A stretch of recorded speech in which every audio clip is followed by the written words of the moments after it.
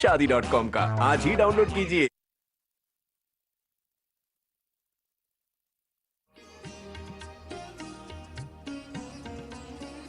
जज्बात में गहराई है, अल्फाज में दम है, शायर का असासा तुम है, जोर कलम है,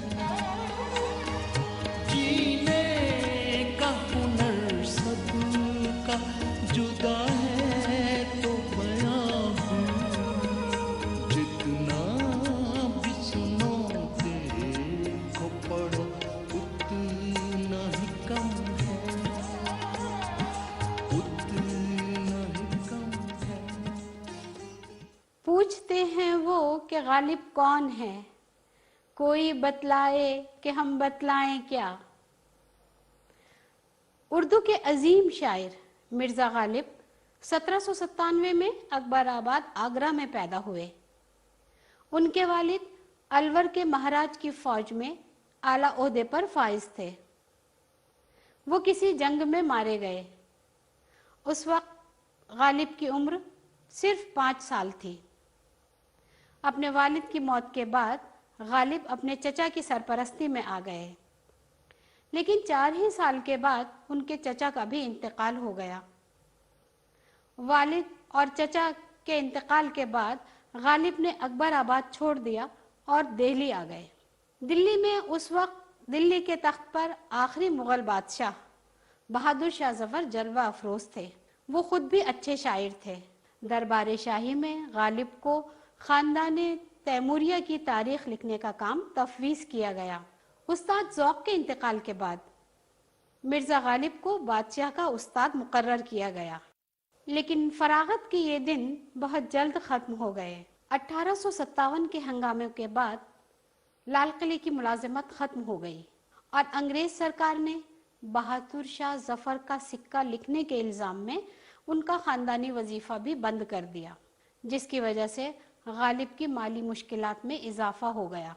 गालिब की तमाम जिंदगी बहुत मुफलिसी और तंग दस्ती में गुजरी, लेकिन उनके कलाम की मकबूलियत रोज़ बरोज़ बढ़ती ही गई और आज मिर्ज़ा गालिब का शुमार दुनिया के बड़े शायरों में होता है। गालिब उर्दू और फ़ारसी दोनों ज़बानों पर दस्तरस रखते थे और दोनों ही ज़बानों में शायरी भी करते थे। उर्दू और फ़ारसी में उनके अलग अलग दीवान मौजूद हैं, जिनकी बुनियाद पर उर्दू फ़ारसी के शेर व अदब में, उसकी अदबी तारीख़ में उनको एक बड़ा मर्तबा हासिल है। मिर्ज़ा गालिब को हम बीशतर उनके उर्दू दीवान से जानते हैं और हम जानते हैं कि गालिब की शायरी का सिर्फ 20% हिस्सा उर्दू में है, जबकि वही 20% हिस्से ने गालिब को सबसे अजीम गज़ल गो शायर और सबसे पहला तरक्की पसंद शायर करार दिया है। लेकिन गालिब खुद कहते हैं, फ़ारसी भी ताबेबीनी नक्श हाय रंग रंग, तुम आओ मेरा ज़रा फ़ारसी कलाम तो देखो, उसमें मैंने रंग रंग भरा है। यानी उर्दू तो मेरा बिल्कुल मामूली सा कलाम है, जिस पे मेरी अज़मत ऐसी है। तो हम जब गालिब की फ़ारसी शायरी देखते हैं तो हमको ये मालूम होता है कि गालिब के पास तकरीबन 11,337 अशार मौजूद हैं और गालिब ने गज़ल हो के, रुबाई हो के, मसनवियात हो के, कसीदा हो के, ख़तात हो, बहुत ही खूबसूरत तरीक़े से इस फ़ारसी शायरी में अपने समाज और अपने दौर और अपनी शायरी और अपनी दाखिलियत, अपनी खारिजियत को जो है जिक्र किया है। हिंदुस्तान के अलावा दीगर ममालिक की यूनिवर्सिटियों में भी गालिब और कलाम गालिब का मुतालिया बड़े ज़ौक़ शौक़ के साथ किया जाता है। मिलिए ताशकंद की एक स्कॉलर मुहैया अब्दुर्रहमान से, जो गालिब पर अपना तहक़ीक़ी काम ख़त्म कर चुकी हैं। उर्दू की एक अदना तालिबा की हैसियत से मैं इतना कह सकती हूँ यकीन के साथ कि मिर्ज़ा गालिब की शायरी में हकीमाना नज़र और फ़लसफ़ियाना अंदाज़ ज़रूर थे। गालिब की शायरी मुसरत से शुरू होकर बसीरत पर ख़त्म होती है और उस पर उर्दू जितना फ़ख्र करे कम है। गालिब के मिजाज में गहरी संजीदगी थी, लेकिन उसके साथ साथ वो बहुत बज़ला संज और ज़रीफ इंसान भी थे। उनकी ज़राफ़त का एक ख़ास मयार होता था। आइए देखते हैं गालिब की रंगारंग जिंदगी के कुछ वाक़यात। एक बार का जिक्र है कि उनके अजीज शागिर्द मीर मेदी उनके घर गए। अरे आओ आओ मीर मेहदी। अस्सलाम वालेकुम मिर्ज़ा साहब। वालेकुम अस्सलाम। तबीयत अब कैसे है आपकी? क्या बताएं तबीयत का, ये बुढ़ापा भी बड़ा अजाब है। खुदा किसी को बुढ़ापा ना दे। अब देखिए पूरा बदन दर्द से टूटा जा रहा है और पैर और पिंडलियों में तो ऐंठन हो रही है। हुजूर लाइए मैं आपके पैर दबा दूं, कुछ तो इफाका होगा। अरे नहीं नहीं मीर मेहदी, तुम सैयदजादे हो, हमारे पैरों को छूकर हमें गुनाहगार क्यों कर रहे हो? हुजूर ऐसी कोई बात नहीं है, लेकिन अगर आप ऐसा सोचते हैं तो आप मुझे उजरत दे दीजिएगा, आपका भी भला हो जाएगा और मुझे भी 4 पैसे मिल जाएंगे। हाँ, इसमें कोई मुज़ायका नहीं। कुछ दर्द कम हुआ? मेरा मतलब है कि कुछ इफाका हुआ कि नहीं? हाँ हाँ, अब कुछ इफाका महसूस कर रहा हूँ, रहने दीजिए बस। उस्ताद मोहतरम, तो फिर लाइए मेरी उजरत। उजरत? कैसी उजरत? मियाँ काहे की उजरत? मैं कुछ समझा नहीं। मोहतरम आपके पैर दाबने की उजरत। अरे मियाँ, आपने हमारे पैर दाबे और हमने आपके पैसे दाबे, हिसाब बराबर हो गया, उजरत कैसी? चलते बनो। एक दफा की बात है कि मिर्जा गालिब के दोस्त सरदार मिर्जा उनसे मिलने उनके घर गए। जब वापस जाने के लिए वो खड़े हुए तो गालिब भी उनके साथ ही खड़े हो गए। दिल के बहलाने को गालिब, यह ख्याल अच्छा है। वाह मिर्जा वाह। शुक्रिया। बातों ही बातों में इतना वक्त बीत गया, शाम से रात हो गई, लेकिन आपकी बातों से जी नहीं भरा। अच्छा अब मैं इजाजत चाहता हूँ, फिर कभी आपकी खिदमत में हाजिर होऊंगा इंशाअल्लाह। हाँ जरूर जरूर सरदार मिर्जा, आपका अपना ही घर है, जब मर्जी हो तशरीफ लेते आइएगा और आपके आने से हमें भी मुसर्रत होती है। चलिए ठहरिए।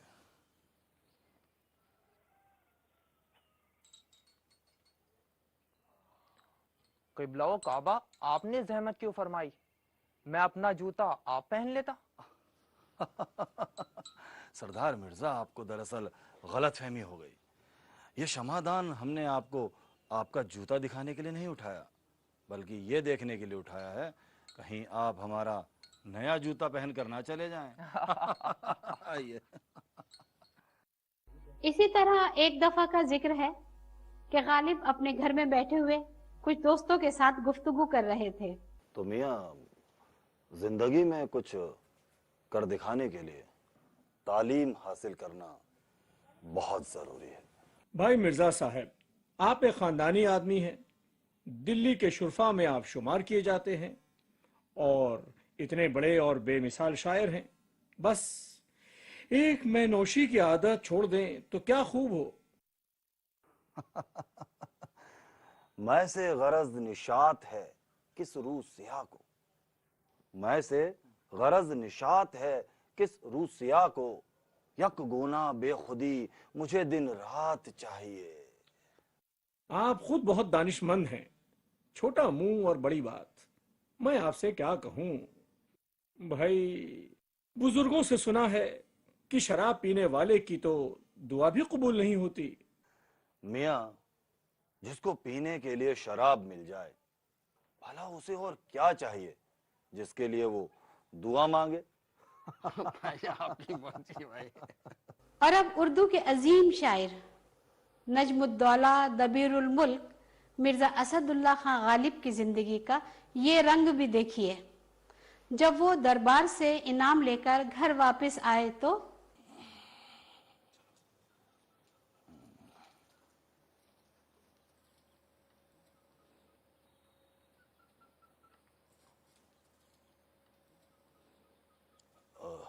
कल्याण,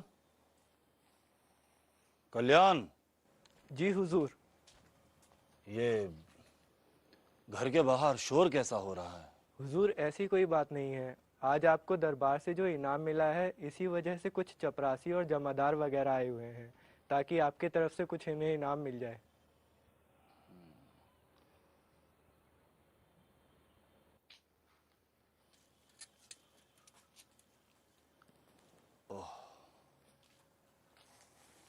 ये तो मैं भूल ही गया। अब ना कीसे में पैसा है और ना घर में रकम। इनको बख्शीश कैसे देंगे?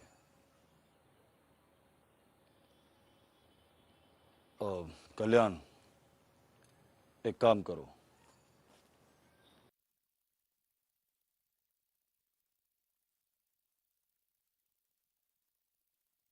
इसे ले जाकर चांदनी चौक के लाला जी के यहाँ बेच आओ। उससे जो रकम मिलेगी उसे हम इन लोगों में बांट देंगे। जाओ। कल्याण, इधर से नहीं, पिछले दरवाजे से जाओ और खामोशी से जाना और खामोशी से आना, किसी को भी पता न लगने पाए।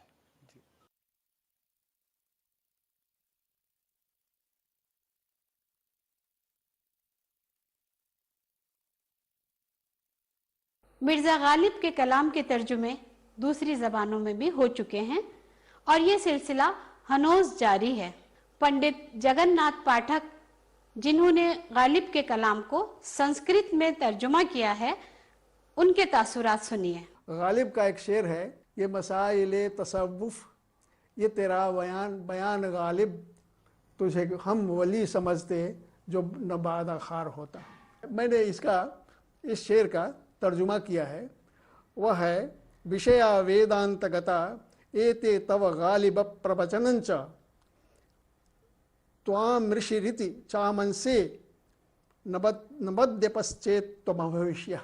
गालिब का शेर है, जिंदगी यूं भी गुजर ही जाती, जिंदगी यूं भी गुजर ही जाती, क्यों तेरा राह गुजर याद आया। मैंने इसका अनुवाद यूं किया है, अस्तित्वमेत दात्मन एवमपीह व्यतीतमेव स्यात्, कथमिव तवैष मार्गो ममनुस्मृति गोचरी भूता। जनाब कुलदीप सलील, जिन्होंने उर्दू के कई शायरों की तख्लीकात का तर्जुमा अंग्रेजी में किया है, हाल ही में उन्होंने दीवान गालिब को भी अंग्रेजी में तर्जुमा किया है। वो कहते हैं, पब्लिशर ने कहा कि मैं एक उर्दू की एंथोलॉजी तैयार करूँ अंग्रेज़ी में अच्छी से। मैंने गालिब से शुरू किया और 7-8 जल्दी करने का मेरा ख्याल था, लेकिन जो ही मैं तर्जमा करने का ट्रांसलेट इसका गालिब का, मुझे इतना लुत्फ़ आने लगा, इतना मज़ा आने लगा कि 15, 20, 25, 30, 40, 50, 60 तो पूरा गालिब का ही एक सिलेक्शन मेरे पास हो गया। ज़िंदगी का कोई पहलू ऐसा नहीं है जिस पे गालिब ने शेर ना कहा हो। गालिब का शेर है, नगमा है गम को भी या दिल गनीमत जानिए, बेसदा हो जाएगा ये साज़े हस्ती एक दिन।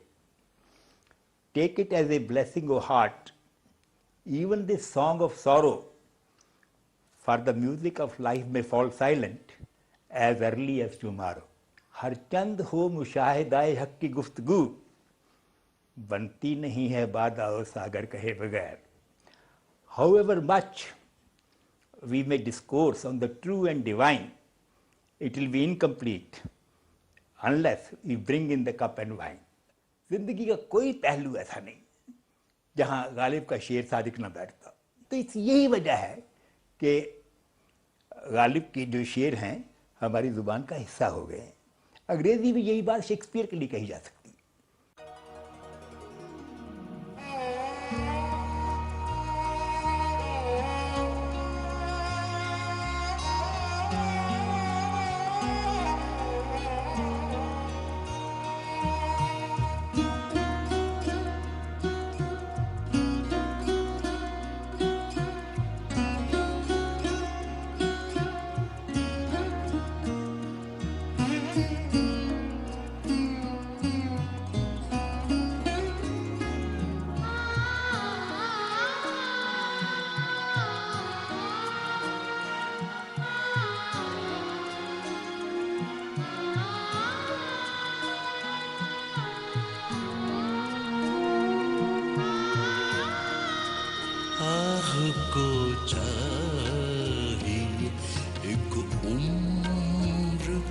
असर होने तक आह को चाहिए एक उम्र असर होने तक कौन जीता है तेरी जुल्फ के सर होने तक कौन जीता है तेरी जुल्फ के सर होने तक आह को चाहिए एक उम्र असर होने तक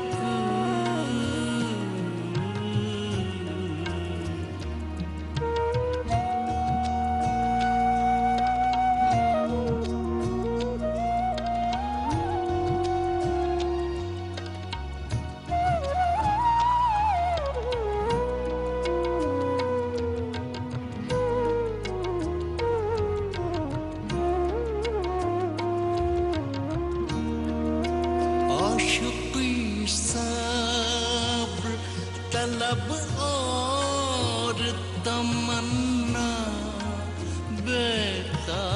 बेताब आशिकी सब्र तलब और तमन्ना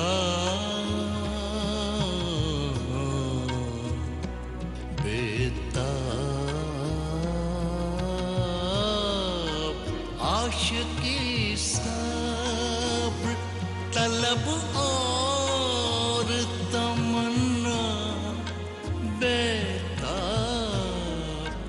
दिल का क्या रंग करूं खून जिगर होने तक दिल का क्या रंग करूं खून जिगर दिल का क्या रंग करूं खून जिगर होने तक आह को चाहिए एक उम्र असर होने तक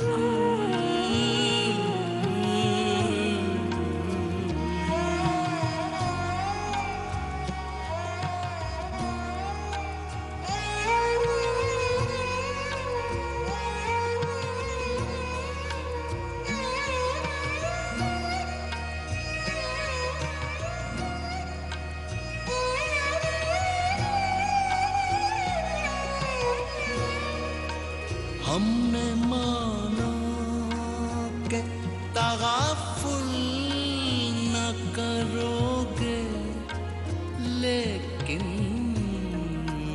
हमने माना माना माना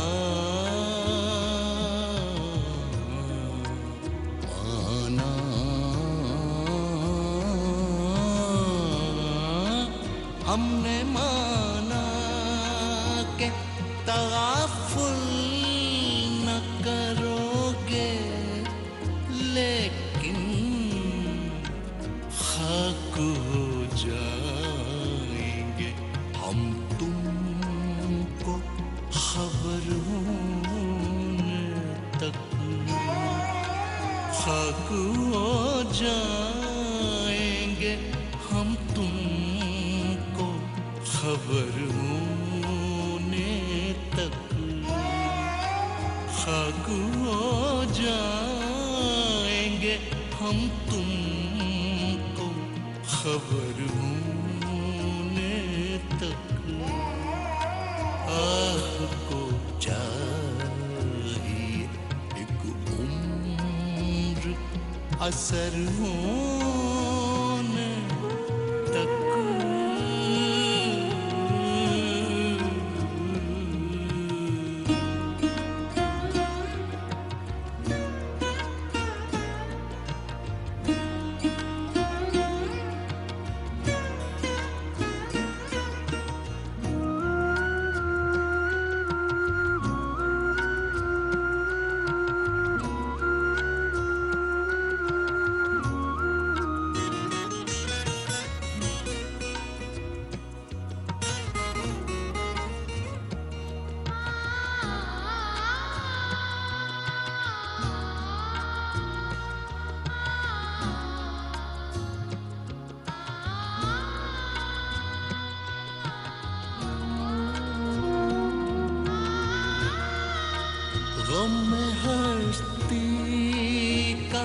असद किस से हो जुज मर्ग इलाज गम में हस्ती का असद किस से हो जुज मर्ग इलाज इलाज गम में हस्ती का असद किस से हो जुज मर्ग इलाज शम्मा हर रंग में जलती है सहर होने तक शम्मा हर रंग में जलती है सहर होने तक शम्मा हर रंग में जलती है सहर होने तक शम्मा हर रंग में जलती है सहर होने तक शम्मा हर रंग में जलती है सहर होने तक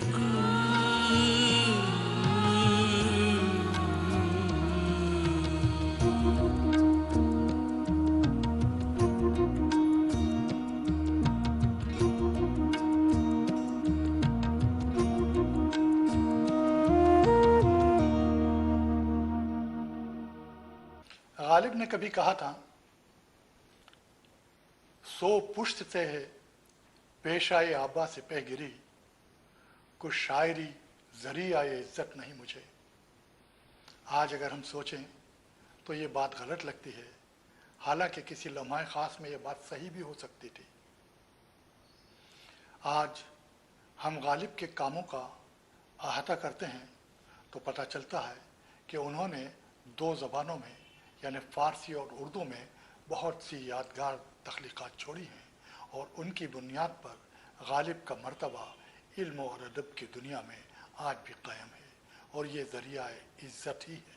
हुई मुद्दत कि गालिब मर गया पर याद आता है। गालिब इसलिए भी याद आता है कि उसने 1857 का हंगामा, जिसे हम जंग आज़ादी का पहला मरहला कहते हैं, अपनी आंखों से देखा था और न सिर्फ अपनी आंखों से देखा बल्कि उसकी रूदात भी रकम की है। इस दौर हम देखते हैं कि गालिब ने उर्दू शायरी को जो कुछ अता किया है, उर्दू नस्र को जो अता किया है, वो ऐसा सरमाया है कि जिस पर हम जितना भी फ़ख्र करें कम है।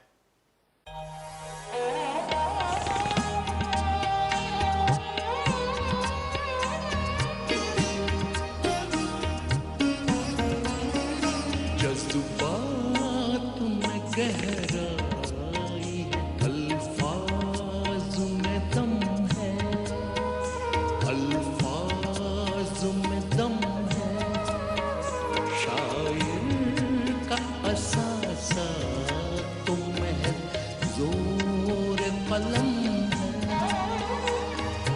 जोर कलम है।